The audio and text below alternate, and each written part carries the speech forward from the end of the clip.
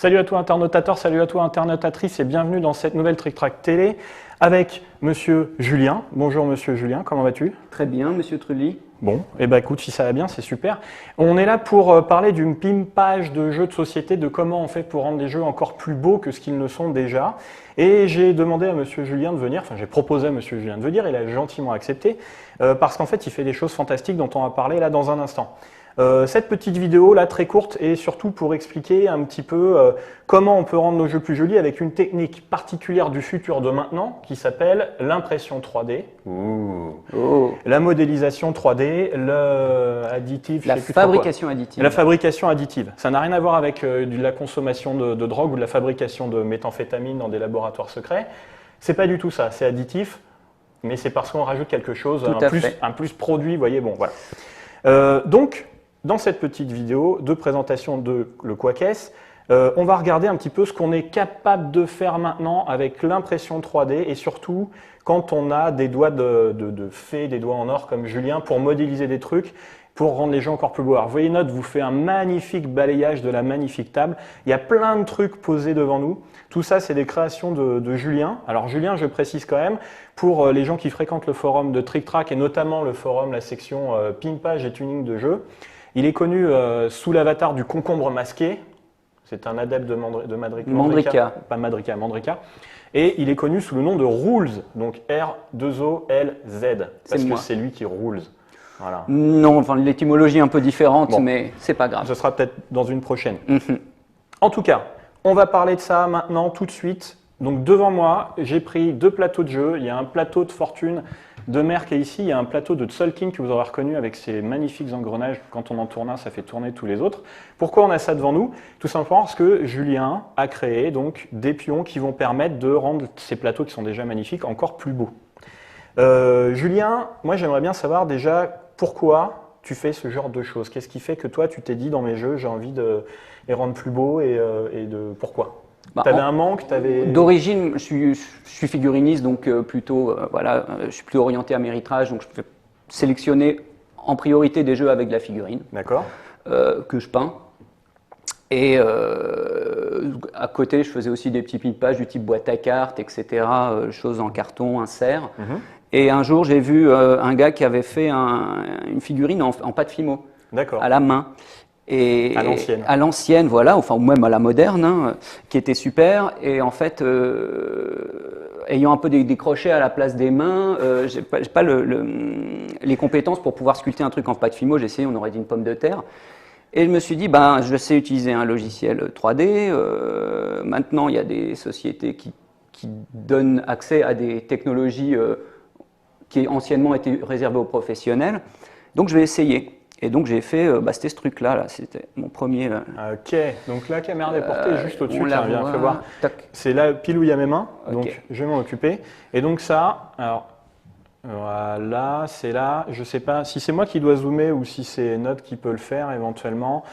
C'est un petit bonhomme qui est fabriqué, bon évidemment c'est pas du vrai fromage, mais ça ressemble à des morceaux de fromage les uns collés sur les autres, parce que c'est une figurine pour le jeu Mice and Mystics. Mice and Mystics, et donc le golem. Le fameux golem de Cheddar. Le golem de Cheddar, voilà. Donc on le voit, hop, tac, tac, j'arrête de bouger comme un débile et je vous le montre. Waouh! Voilà, ça c'est magnifique. Alors c'est peint par les soins de Rules, hein. Il faut voir que c'est lui qui peint ça.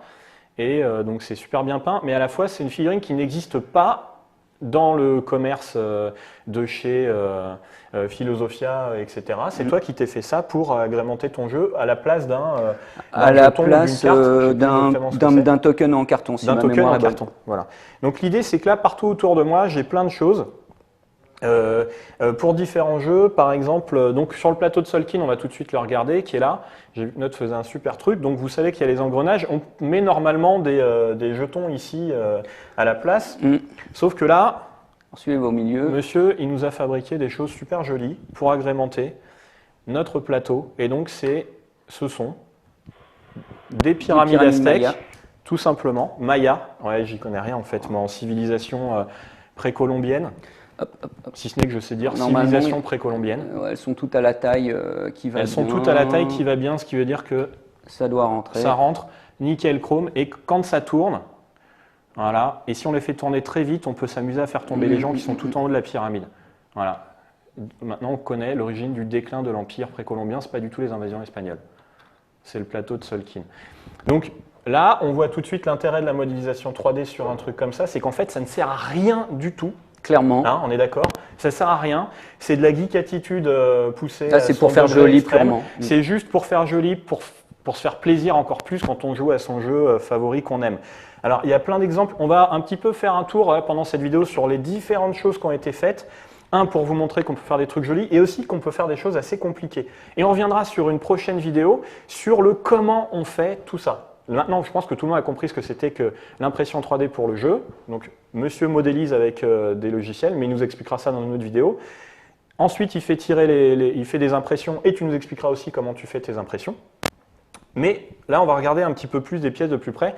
Si j'ai bien compris, la déportée, ce serait peut-être à moi de gérer le zoom, mais je suis nul, donc je vais essayer de profiter des compétences de Node pour vous montrer certaines choses. Alors ça, par exemple, c'est un petit personnage en carton. C'est Saladin du jeu Fief, si je ne me trompe pas, c'est ça. Je ne connais pas très bien le jeu. Et en fait, il y a différents joueurs avec différentes couleurs chacun. Et pour savoir que le noble est à nous, alors Saladin n'est pas noble, mais on a décidé de l'anoblir. Ouais. On peut lui poser un petit chapeau comme ça, qui a été aussi modélisé par Rules, peint à la couleur qui va bien. Alors évidemment, on en reparlera, mais l'impression 3D ne permet pas d'imprimer forcément dans toutes les couleurs qu'on voudrait. Ça dépend. Ça dépend. Donc on en reparlera dans une autre vidéo. Mais là, vous voyez, tac, voilà, c'est cette caméra-là.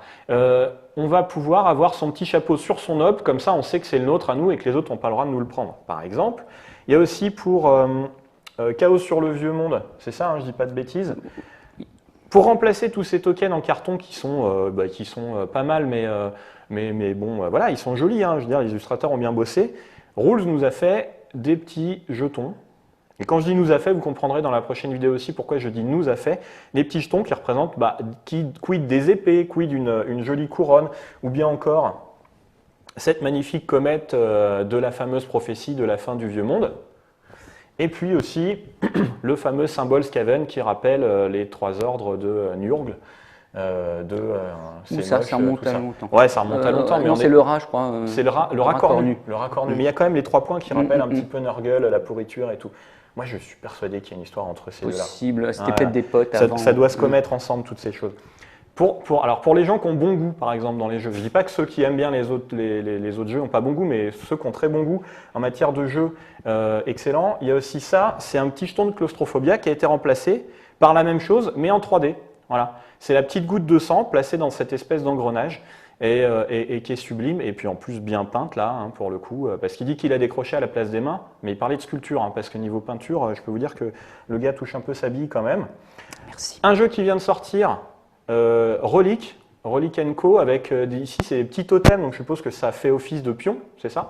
C'est les pions pour les marqueurs de score en fait. C'est les marqueurs de score, voilà. Et donc là, qui ont été rendus encore plus jolis beaux. Et puis, alors par contre, c'est vrai qu'il y a un peu de boulot, il faut les peindre, hein, vos trucs, hein, au bout d'un moment. Mais c'est pas pour rien que je suis là, moi.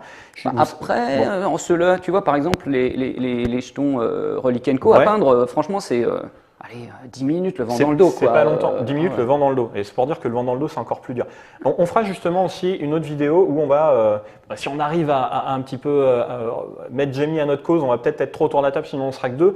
On prendra des modèles, alors comme celui-ci par exemple, qui vient du jeu Cthulhu Wars, enfin il vient pas, mais c'est une adaptation d'un jeton du jeu Cthulhu Wars. Donc c'est un crâne avec des vers de terre à l'intérieur, donc c'est poétique et romantique, hein, c'est magnifique.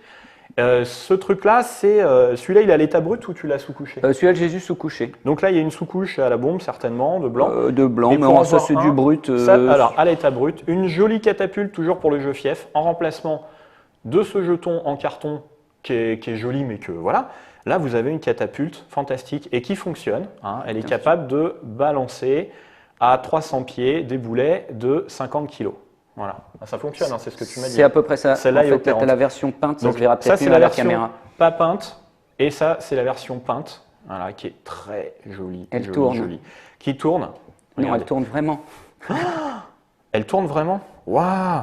Et alors, à l'intérieur, il y a des petits symboles. Voilà, j'y connais rien, j'ai jamais joué à Fief. Elle tourne de 90 degrés. Elle tourne de 80. Je peux y aller et ça ne va pas casser? Il n'y a pas de raison. C'est incroyable.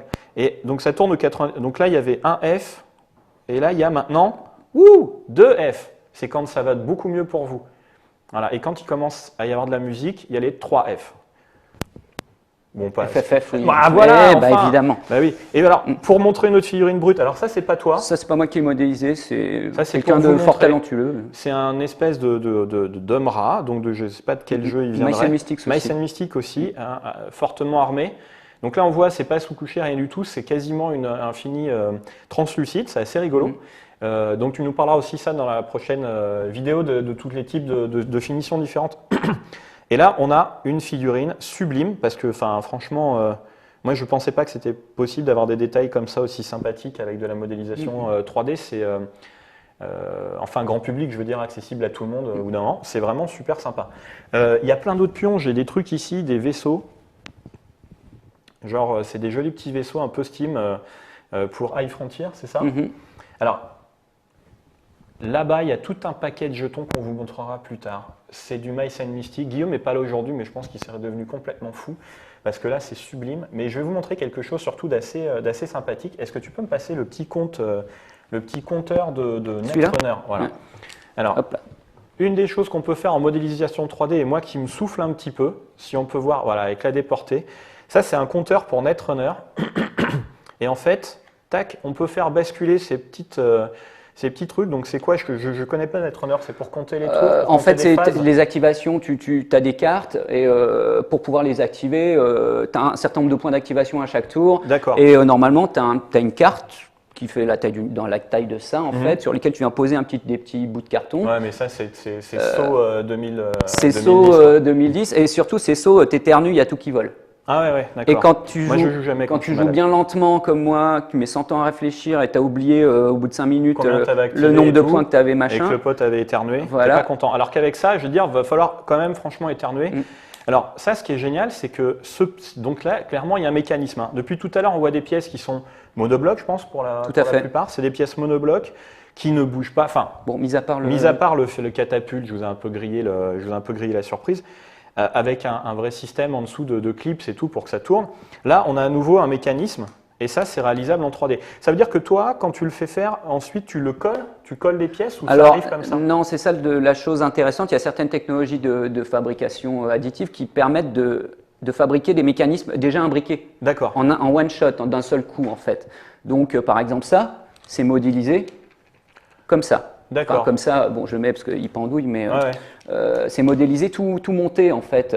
Donc, il n'y a rien à faire. Il n'y a rien à faire. Tu le reçois, un coup de spray et puis. Tu le peins si tu as envie de le peindre parce qu'après. Oui, voilà. Après, ça marche aussi. Tu sais que s'ils sont vers toi, c'est pas activé. S'ils sont en face, c'est activé, etc. Quoi. Et alors là, j'ai un truc. C'est pareil. Hein. Alors ça, c'est du sert à rien qui en plus ne sert à rien. J'avoue. C'est magnifique. Hein. C'est-à-dire que les gens normaux lancent des dés sur une table et puis ils regardent le résultat. Les gens maladroits ont des pistes de dés. Les gens feignants font ça. Et ensuite, ils voient. Alors, ça, c'est la version bêta. Ça, c'est alors, il dit que c'est la version bêta. Donc, je vais le mettre à un endroit où Note pourrait le reprendre, voilà, pour pas trop y toucher. C'est une tour à dés, tout simplement. Et alors, j'ai l'impression, moi, à la voir comme ça, qu'on peut la fermer, c'est ça? Tout à fait. Donc, je vais essayer de le faire. Alors, par contre, c'est un prototype qui coûte 750 €, donc j'espère ne pas le casser. Tout à fait, mais normalement, il n'y a pas de raison, tu peux y aller. Et clac! Et ça tient quand même dans une poche de chemise. Je vous en fais la démonstration, c'est pour ça que je me suis mis en chemise. Je savais que. Voilà. Moi, j'ai des petites poches, parce que je ne suis pas bien grand de moi-même. Hein, Rules peut en témoigner. Mais vous voyez, ça tient presque dans une poche de chemise. Tu es plus grand à la télé, en fait. Ouais, je suis plus grand à la télé. J'ai l'impression d'être un peu Pierre Bellemare qui est en train de rater son truc du téléshopping. Non, bon, c'est pas fait spécialement faire pour ça. On peut s'amuser à attention, je vais te manger, enfoiré. Bref. Et en fait, non, c'est pas du tout un dentier pour Halloween. C'est une tour à dés. Et ça, c'est pareil, c'est en un seul tenant. Ouais, alors là, il y a un petit bémol, c'est en un seul tenant, sauf qu'en fait, les petites barres qui font tourner les. Je voulais les faire en un seul tenant, ce qui c'était tout à fait possible, mais je les ai séparés pour des raisons de coût, en fait. D'accord. Donc après, ils sont juste clipsés dedans avec un coup de colle. Mais c'est réalisable éventuellement. Ça, c'est tout à fait réalisable en un seul tenant. Quoi qu'il arrive, ça ne fait pas grand-chose à faire non plus. Et voilà, là, j'ai fait un 3. Hein. Voilà, ce qui est quand même l'un des meilleurs scores au dé que j'ai fait de ces 10 dernières années. Très bien. Donc là, on a fait le tour un petit peu de... Maintenant, je pense que vous avez tous compris ce que c'était que la modélisation 3D, l'impression 3D, en tout cas, dans le pimpage de jeu, parce qu'après, vous avez déjà entendu parler de ça, dans tous les médias, on en parle beaucoup de ce truc. Moi, ceux qui me croisent sur le forum, ils savent que je suis un peu un fan de Spider Jérusalem et Transmétropolitane, où ils avaient fait la première impression 3D, c'était une espèce de grosse machine, où ils disaient « Bonjour, je voudrais un banana split, s'il vous plaît ». Et la machine, Marlon Brando, parce que c'était Marlon Brando qui était modélisé dans le truc, hop, produisait un banana split comme ça et chacun avait ça chez soi. Et bien là, on commence à y arriver. D'une certaine manière, c'est le futur de maintenant. Sauf que, pour l'instant, c'est vraiment fait pour faire des trucs qui servent à rien, si ce n'est nous faire plaisir dans nos jeux qu'on aime. Donc, on reverra d'autres pièces. Ah si, quand même, je vais vous montrer ça, parce que Julien me disait tout à l'heure, non seulement il y a du joli, mais il peut y avoir du pratique. Alors c'est le bazar devant moi. Ça peut servir pour pas les demeures d'épouvante. Arkham Horror. Arkham Horror. Dans Arkham Horror, ceux qui connaissent le jeu savent qu'il y a des portails qui vont s'ouvrir un petit peu partout. D'ailleurs, dans le Mansion of Madness, c'est un petit peu le même principe. Il y a des endroits qui s'ouvrent dans les différentes pièces, des portails vers d'autres dimensions. Tu n'as jamais joué? Ouh. En tout cas, le petit portail, normalement, hop, on le pose comme ça à l'endroit où il doit apparaître. Donc c'est comme ça, et puis je crois qu'on le retourne pour savoir ce qu'il y a quand on peut le mettre sur un truc en plastique. Ouais. On peut le mettre sur un truc en plastique aussi, mais vous savez comment ça, les trucs en plastique, c'est toujours mal conçu, ça finit par abîmer nos jetons à nous qu'on aime, et après les jeux, on ne peut pas les revendre aussi cher qu'on voudrait. Là, il y a un truc qui est super mignon, des tentacules avec un joli mur. Et alors, là où c'est joli, c'est que entre les tentacules, on voit le symbole de qu'est-ce que c'est comme type de portail qui apparaît, qui est tout de suite super visible, et le petit bonus ici au niveau du mur de briques qui apparaît aussi et qui est ultra visible. Voilà. Donc il y a un petit peu aussi un côté, on upgrade l'ergonomie du jeu. L'ergonomie du jeu. Il y a aussi là-bas des navires pour Panamax, qui est un jeu qui a pas, c'est une boîte franco-américaine, portugo-américaine. C'est des designers portugais, éditeurs américains, si je ne m'abuse. Voilà, donc je vous montre rapidement. Je me lève, ça se fait pas, hein, c'est du n'importe quoi, mais tant pis. Alors, c'est des petits navires. Je vais me mettre sur la déportée. Donc, c'est des petits navires qui se déplacent dans le canal de Panama. On met dessus des marchandises sous forme de dés normalement dans le jeu de base, sauf que dans le jeu de base, c'est une plaque de carton rectangulaire avec des dés qui sont posés dessus. Et lorsqu'on se déplace, en fait, les navires qui suivent vont pouvoir déplacer nos navires à nous. Et donc ça, c'est très embêtant parce que il peut arriver que les dés glissent sur le truc, tombent, se retournent, on perd la face, et puis, on perd la face. Quoi qu'il arrive, on perd la face. Là, c'est des jolies caisses. Magnifique petite caisse genre container et en plus c'est un joli D6. C'est équilibré? Tu as déjà essayé de voir Non, alors clairement c'est pas équilibré. C'est pas fait pour. C'est pas fait pour. La techno fait qu'un dé c'est quelque chose de vachement technique en fait. On est d'accord. Et la technologie de fabrication additive permet pas de faire un vrai dé qui roule. On va dire de manière statistiquement équiprobable. D'accord. Si je suis, voilà. J'aurais été incapable de dire. J'ai trouvé le mot, c'était vachement dur. Il m'a soufflé là. Et donc, quand nos navires se poussent, tac, il a prévu des petites encoches, vous voyez, devant, et puis là derrière, ça se voit mieux sur ce navire-là. Les navires, du coup, s'emboîtent magnifiquement. Hop, voilà. Ça ne se passe pas dans les Cyclades en Grèce, hein, ça se passe dans le canal de Panama, mais ça s'emboîte. Et on pousse les autres navires avec les. Donc, ceux qui connaissent le jeu Panamax vont se dire « Waouh, mais comment je peux vivre sans ce truc-là maintenant que j'ai vu, c'est pas possible. Où est-ce qu'on peut s'en procurer ?» Et on vous le dira plus tard. Mais en tout cas, dans une prochaine vidéo, vous avez intérêt à regarder les autres, du coup, si vous voulez savoir. Donc, on voit que là, ça augmente aussi l'ergonomie du jeu. En plus d'être super joli et d'avoir un certainement très bel effet, parce que je pense que le plateau, c'est un espèce de truc de l'eau, tout ça, machin. Un peu comme le plateau de Fortune de mer. Je ne sais pas si Note va réussir à le choper de haut, celui-ci. Ouais, c'est génial. Et là, Monsieur Julien a fait des jolis fortins. Voilà. C'est des fortins qu'on va placer sur le plateau, donc à l'endroit où on va avoir nos colonies. Hein, là, par exemple, Basse-Terre, on va rester dans le royaume de France. Hop, on met notre fortin avec notre phare et tout. La pièce est super belle. Et moi, dans mes Basses-Terres, je vais cultiver de la banane et de la canne à sucre qui sont prêtes à partir, posées ici dans mon embarcadère. Alors il y a même un petit navire et tout, je vais vous le montrer à la déportée parce qu'on peut se permettre de faire du détail de malade mental. Donc vu de haut, il y a les petites maisons, de la petite marchandise ici, des petits navires dans le port, etc.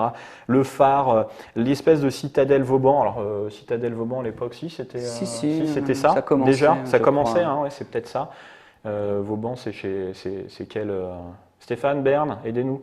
C'est quel roi, Vauban?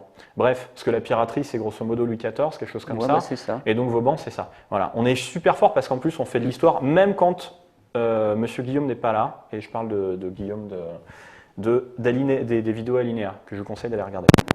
On a fait un peu le tour. Il ne faudrait pas que cette vidéo soit trop longue parce qu'on a d'autres vidéos à faire où on va parler la technique vraiment. Et c'est dommage que le direct ne fonctionne plus, enfin le chat ne fonctionne plus en direct parce que on va essayer de rentrer un petit peu plus dans le sujet et voir si c'est éventuellement abordable pour le tout à chacun ou pas. Et puis on fera une autre vidéo, une troisième vidéo donc où on va peindre des petites pièces comme ça que Rules a préalablement sous-couchées et on va essayer de faire des jolies choses dessus, enfin surtout Rules, hein, parce qu'il dit qu'il a des crochets, mais moi j'ai des moufles, donc on va voir comment on se débrouille. As-tu quelque chose à rajouter pour le moment ou pas? Oh non, je pense que c'était assez exhaustif. C'était exhaustif, ouais. On pourra rentrer dans les détails après. Voilà, on rentrera dans le détail plus tard, on aura l'occasion de revenir sur d'autres pièces éventuellement.